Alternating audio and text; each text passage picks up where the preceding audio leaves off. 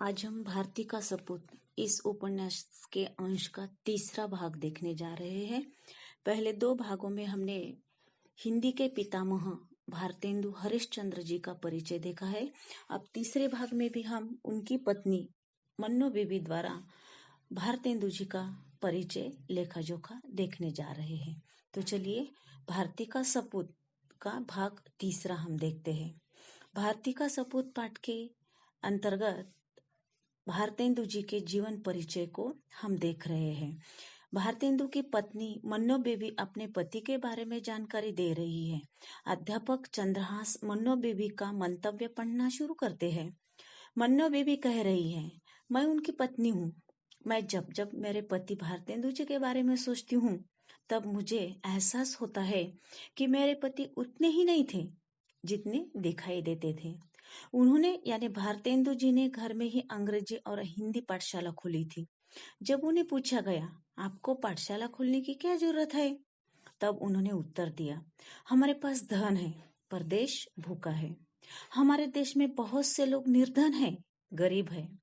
हमारे देश में अंग्रेजों द्वारा स्कूल खोली गई है, मिशन खुले हुए हैं, परंतु उनमें हमारी संस्कृति नहीं पढ़ाई जाती। मुझे भारतीय संस्कृति चाहिए। अंग्रेजी भी मैं बच्चों को पढ़ाऊंगा ताकि हमारे बच्चे यह जान सके अंग्रेज किन खूबियों की वजह से हुकूमत करते हैं। हमारे देश को बहुत बहुत पढ़े लिखे लोगों की जरूरत है, जिससे हमारा देश इंसानों का देश बन जाएगा। यह बोलते समय उनके मुख पर गहरी वेदना दिखाई देती थी। उन्होंने स्कूल शुरू कर दिया। स्कूल में पहले पहले पढ़ने के लिए सिर्फ 5 बच्चे आते थे। वे बढ़ते बढ़ते 30 हो गए। उनके साथ उनके भाई गोकुल चंद्र भी बच्चों को पढ़ाने का काम कर रहे थे। एक अध्यापक वेतन पर रखा गया था। कुछ दिन पश्चात विद्यार्थियों की संख्या इतनी बढ़ गई कि स्कूल को वेणी प्रसाद नाम के व्यक्ति के घर में ले जाया गया। आधे से ज्यादा विद्यार्थी बिना फीस के ही पढ़ते थे। उन्हें किताब, कलम आदि मुफ्त में दिया जाता था और यह सारा काम करते समय भारतेंदु बहुत प्रसन्न होते। जिन बच्चों को घर में ठीक से खाना नहीं मिलता, उन्हें खाना भी भारतेंदु जी के द्वारा दिया जाता था। स्कूल में जो वेतन पर रखा गया मास्टर विश्वेश्वर प्रसाद थे। एक दिन पता नहीं कौन सी आज्ञा का भंग उन्होंने किया। भारतेंदु जी ने उन्हें स्कूल से निकाल दिया। वेणी प्रसाद भी उसे मिला हुआ था, इसलिए वेणी प्रसाद के घर से स्कूल को रातों रात भारतेंदु जी ने अपने घर लाया। लोग उनके खिलाफ काम करने लगे।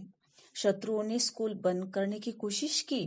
उस समय भारतेंदु को बड़ा दुख हुआ, क्योंकि समाज में ऐसा ही होता है, जो अच्छा काम करने लगता है लोग उसका बड़ा विरोध करते हैं। और यही बात भारतेंदु जी के साथ भी हुई।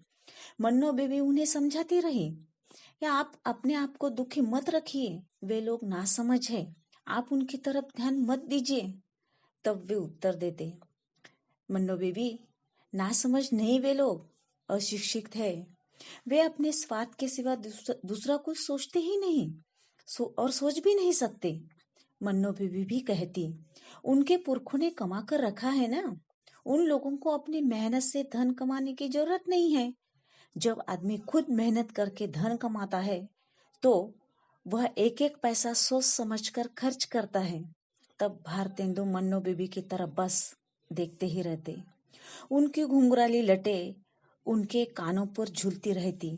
उनकी लंबी परंतु पतली आंखों में एक दूर तक डुबो देने वाली स्याह दिखाई देती, मानो उनके सामने कोई है या नहीं है इसका पता उन्हें होता ही नहीं।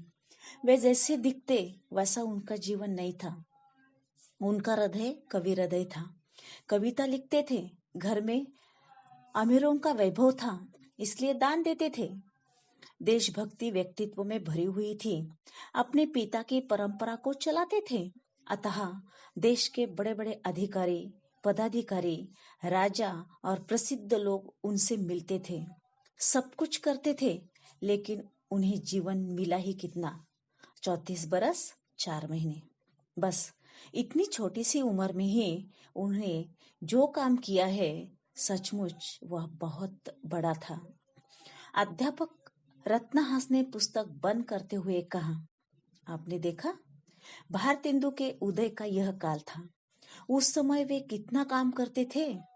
वे लेखक थे, पत्रकार थे, सामाजिक कार्य करने में उनकी दिलचस्पी थी। अस्पताल खोलकर मरीजों की सेवा की उन्होंने, पत्रिका निकालकर मूकों को वाणी प्रदान की, स्कूल खोलकर विद्यार्थियों के प्रति प्रेम जताया।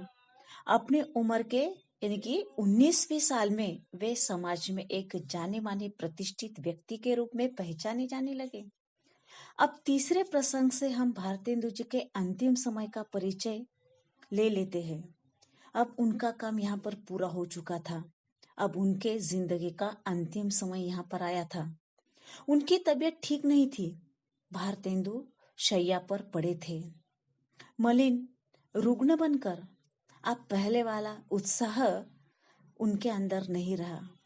वे पहले वाले उत्साह भरे हुए भारतेंदु नहीं थे। अहंकार विरहित स्वामी, जिनकी चंचलता से पूरे काशी में गूंजती रही थी। एक ऐसा कुलीन व्यक्ति जो केवल मनुष्य से प्रेम करना जानता था। अपने धन को अपने हाथों बांटना उसे अच्छा लगता था। वह निर्भीक व्यक्ति देश के सुधार के लिए यहाँ वहां घूमता था।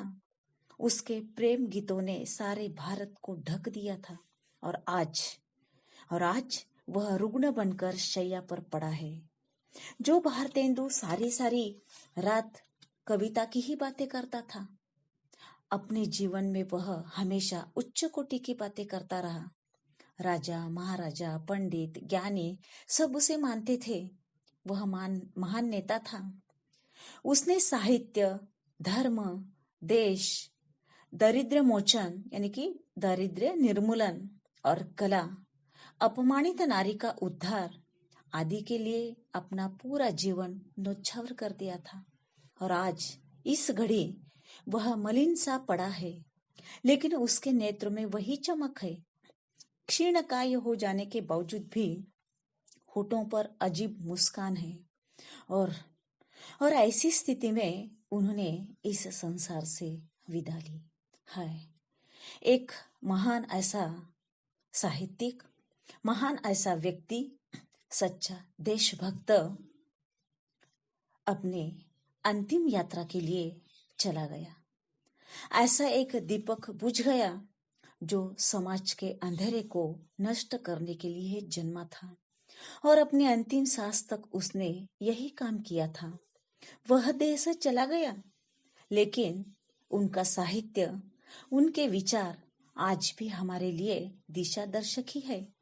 इसलिए तो हिंदी जगत में वह पिता बनकर, भारती का सपूत बनकर हमारा आदर्श बना हुआ है और आगे भी वह रहेगा। अंतिम पंक्तियों के माध्यम से तथा हमारे भारती का सपूत इस छोटे से अंश में जो अंतिम यहाँ पर परिच्छेद दिया गया है, वह अंतिम परिच्छेद भारतेंदु का जो महत्व है तथा भारतेंदु चले जाने के पश्चात लोगों को जो दुख हुआ है, उसका एहसास यहाँ पर हमें देता है। देखिए यह अंतिम पंक्तियां कैसी है। अध्यापक चंद्रहास ने देखा, लोगों की आंखें गीली हो गई थी। उसने कहा और उसके बाद किंतु एक व्यक्ति उठ खड़ा हुआ। उसने धीरे से कहा, उसके बाद सब जानते हैं। अध्यापक महोदय, भारतेंदु के जलाए दीपक से असंख्य दीपक जल उठे। आइए बाहर बाग में चलते हैं। आज हमने इस संबंध में भारतेंदु के जीवन संबंधी एक नाटक खेलने का आयोजन किया है। उसका नायक हरिश्चंद्र ही है।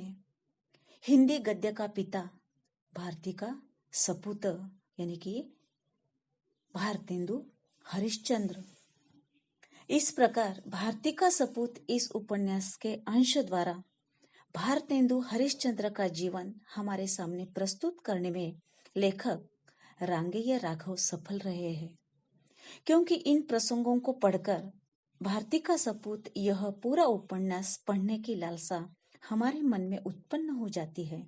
और यह उपन्यास हमें पढ़ना ही है ताकि हिंदी साहित्य जगत के पितामह भारतेंदु जी को हम पूरी तरह से समझ जाएंगे उनके विचारों को आत्मसात करेंगे। और यहाँ पर हमारा यह पाठ पूरा हो जाता है। धन्यवाद।